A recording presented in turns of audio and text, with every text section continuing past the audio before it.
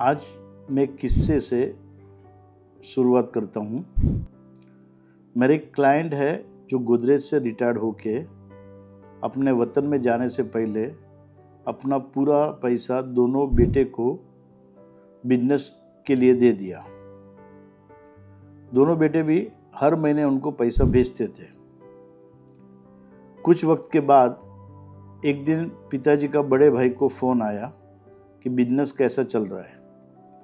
तो उस वक्त थोड़ा मंदी का दौर था, तो बेटे ने बताया कि अभी बिजनेस बराबर नहीं चल रहा है और पेमेंट किसी का आ नहीं रहा है।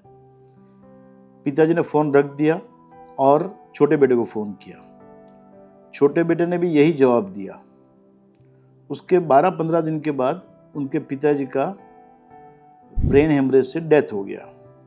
ये दोनों भाई फैमिली के साथ गए और उनका 12वां-13वां होने के बाद में उनकी मम्मी से पूछा कि पिताजी की तबीयत तो हमेशा अच्छी रहती थी, अचानक ये क्या हो गया।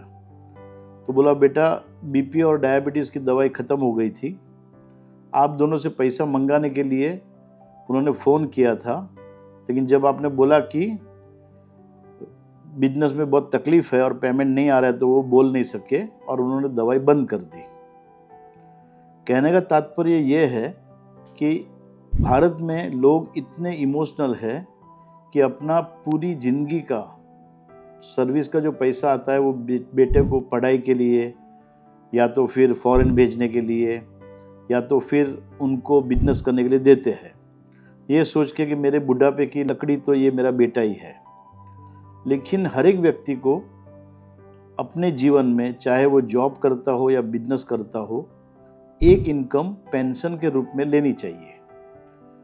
कुछ गवर्नमेंट में जॉब करते हैं उनको अच्छा पेंशन मिलता है, लेकिन जो प्राइवेट में जॉब करते हैं या जो बिजनेस करते हैं उनको पेंशन नहीं मिलता है और ज़्यादातर लोग अपना पैसा लमसम लेना पसंद करते हैं। तो मेरे अनुभव से मैंने ये सीखा है कि हर एक व्यक्ति को खुद को और अपनी वाइफ के लिए एक अमाउंट पेंशन का आना चाहिए।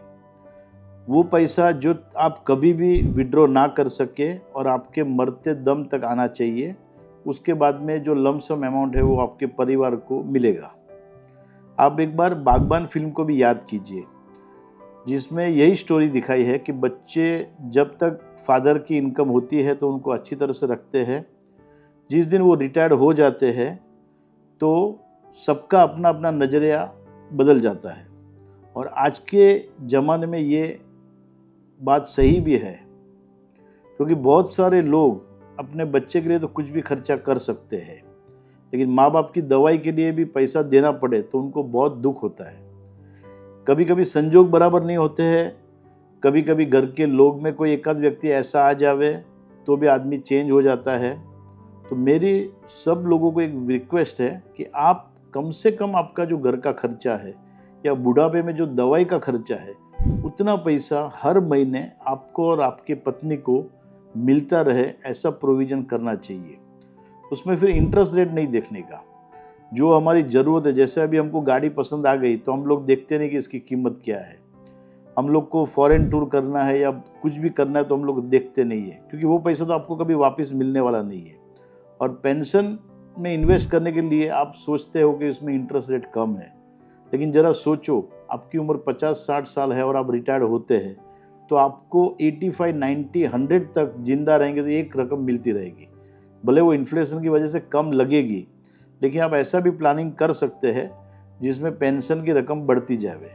तो उसके लिए मेरी सबको विनती है कि आप अपने और अपनी वाइफ के लिए पेंशन का प्रोविज़न करना बहुत ज़रूरी है। अगर सचमुच आपको मेरा वीडियो पसंद आया है और आपके कुछ भी काम में आ सकता है तो आप उसको लाइक कीजिए, सब्सक्राइब करिए, जिससे हमको मोटिवेशन मिलेगा ऐसे वीडियो बनाने का, और आपके दोस्तों और रिश्तेदारों में शेयर कीजिए।